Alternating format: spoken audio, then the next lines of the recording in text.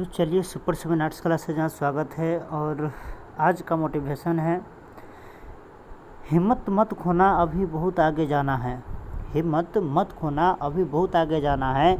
जिन्होंने कहा था तेरे बस का नहीं, उन्हें भी करके दिखाना है।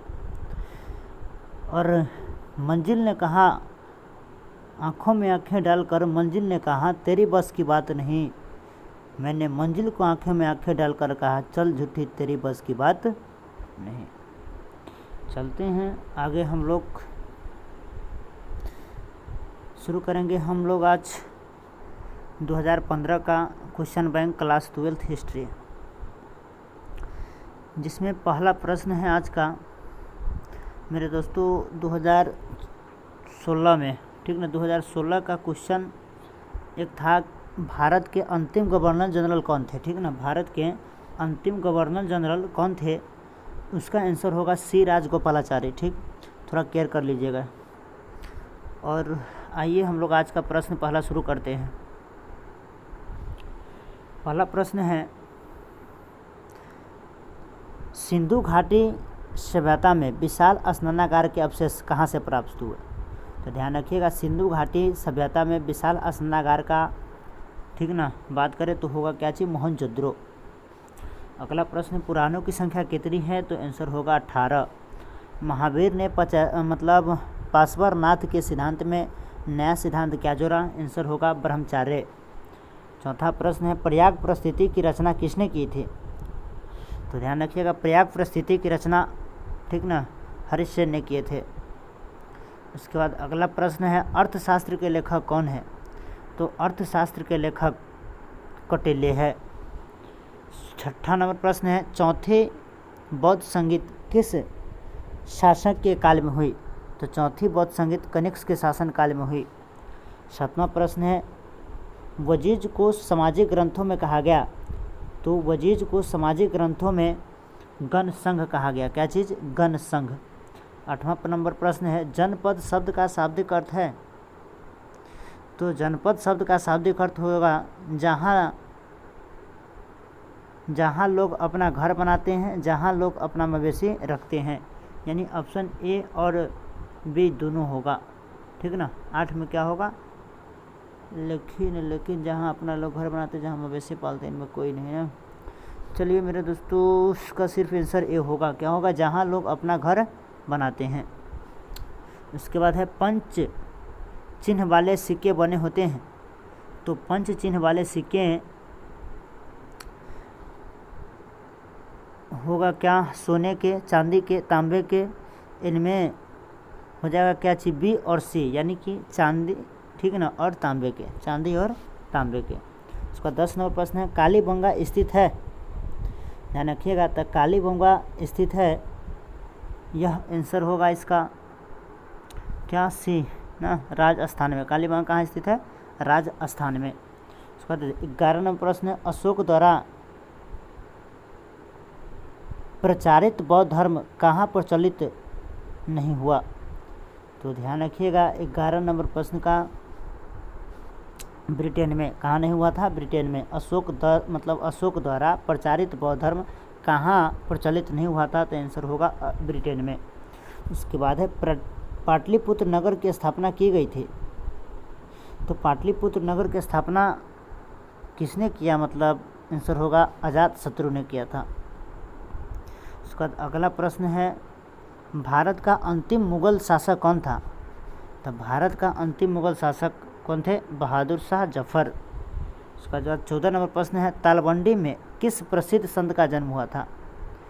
तो ऐसे पीछे भी पढ़े थे हम लोग, क्या होगा, गुरु नानक। ठीक ना, ऑप्शन डी। उसके बाद अगला प्रश्न है 15 नंबर, अकबर का संरक्षक कौन था। तो अकबर के संरक्षक होगा बैरम खान। कौन होगा, Bairam Khan, option D. 16 number है, आईन अकबरी किसने लिखा। ध्यान रखिएगा, तो आईन अकबरी अबुल फजल ने लिखा था। 17 नंबर प्रश्न है, तंबाकू का सेवन सर्वप्रथम किस मुगल सम्राट ने किया। तो तंबाकू का सर्वप्रथम सेवन अकबर ने किया था।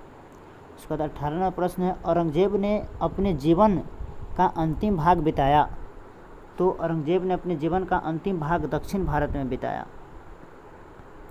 उसके बाद 19 नंबर प्रश्न है, अल बुरूनी किसके साथ भारत आया था? ध्यान रखिएगा, तो मोहम्मद गजनी के साथ। उसके बाद 20 नंबर प्रश्न है, इब्न बतूता ने अपनी यात्रा का विवरण लिखा था? तो इब्न बतूता ने अपनी यात्रा का विवरण, ठीक ना, अरबी भाषा में लिखा था। इसके बाद 21 नंबर प्रश्न है, निम्नलिखित में से महिला संत थी? तो महिला संत होगा कौन? मीरा, अंडाल, कराइल, इनमें सभी हो जाएगा, ठीक ना, इनमें क्या होगा? सभी। मीरा भी हो जाएगा, अंडाल भी हो जाएगा और कराइल भी हो जाएगा। उसके बाद 22 नंबर प्रश्न है, शेख मोइनुद्दीन चिश्ती की दरगाह स्थित है? तो शेख मोइनुद्दीन चिश्ती की दरगाह स्थित है कहाँ पर? अजमेर में, ऑप्शन ए। 23 नंबर प्रश्न है, गोपुरम का संबंध है? तो गोपुरम का संबंध है कति से? मंदिर के प्रवेश द्वार से। उसके बाद 25 नंबर प्रश्न है, हम्पी नगर किस साम्राज्य से संबंधित है? तो हम्पी नगर विजयनगर साम्राज्य से संबंधित है। इसके बाद 25 नंबर प्रश्न है, अस्थायी बंदोबस्त कहाँ लागू किया गया? ध्यान रखिएगा, अस्थायी बंदोबस्त कहाँ हो जाएगा? बंगाल में। कहाँ होगा? बंगाल में।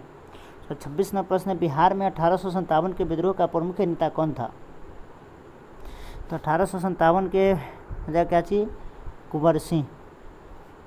उसके बाद संस्थाल विद्रोह का नेता कौन था? तो संस्थाल विद्रोह के नेता सिंधु और कान्हू थे, जिसमें ऑप्शन सिर्फ सिंधु दिया है, सिंधु। उसके बाद बिहार में चंपारण सत्याग्रह कब शुरू हुआ? तो बिहार में चंपारण सत्याग्रह कब हुआ था? 1917 में। उसके बाद अगला प्रश्न है 29 नंबर, दामिन ई कोह क्या था? तो दामिन ई कोह एक भूभाग था, ठीक ना। उसके बाद 30 नंबर प्रश्न है, कर्नावलिस कोड बना? तो कर्नावलिस कोड 1793 ईस्वी में बना। 31 में है, संस्थाल विद्रोह कब हुआ? संस्थाल विद्रोह कब हुआ? तो ध्यान रखिएगा, संस्थाल विद्रोह 1855 में हुआ। 32 नंबर प्रश्न है, भारत की राजधानी कलकत्ता से दिल्ली स्थानांतरित कब हुई? तो भारत की राजधानी कलकत्ता से दिल्ली स्थानांतरित 1911 में हुआ था। 33 नंबर प्रश्न है, गेटवे ऑफ इंडिया का निर्माण कब हुआ? गेटवे ऑफ इंडिया का निर्माण कब हुआ? तो आपका आंसर होगा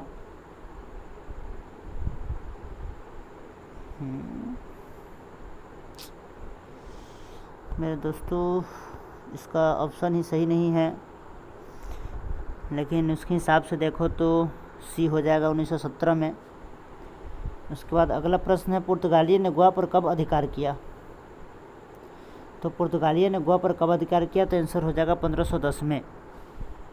उसके बाद 35 नंबर प्रश्न है, कलकत्ता में सर्वोच्च न्यायालय की स्थापना की गई थी? तो 35 नंबर, कलकत्ता में सर्वोच्च न्यायालय की स्थापना हो जाएगा 1771 में, ठीक ना, 1771 में। उसके बाद है, भारत में रेलवे की शुरुआत कब हुई? तो भारत में रेलवे की शुरुआत 1853 में।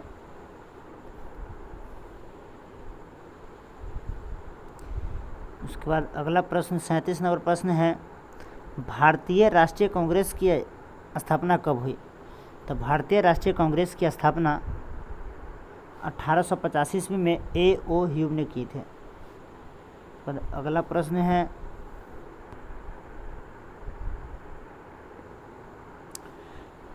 चालीस नंबर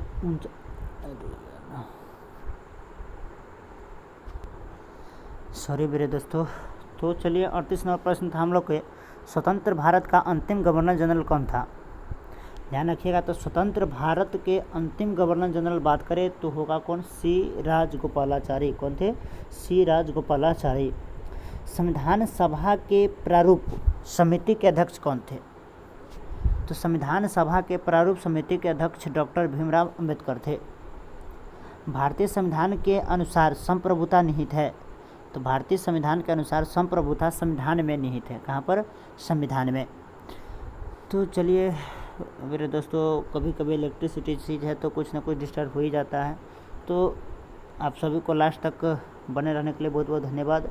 और आप लोग इस सब को रिवीजन कीजिएगा, और इसके बाद हम क्वेश्चन बैंक को यहाँ से कराना छोड़ेंगे। और हाँ, एक बार आप लोग क्या कीजिएगा, आधुनिक काल के कुछ ऐसे प्रश्न हैं जो अब भी पूछना ज़्यादा शुरू किया है, तो मेरे दोस्त वहाँ का थोड़ा ध्यान दीजिएगा और इस सब का रिवाइज एक बार ज़रूर कीजिएगा। चलिए, पसंद आया हो तो लाइक, कमेंट और शेयर ज़रूर करें, ठीक ना। चलिए, आप सभी को लास्ट तक देखने के लिए बहुत बहुत धन्यवाद।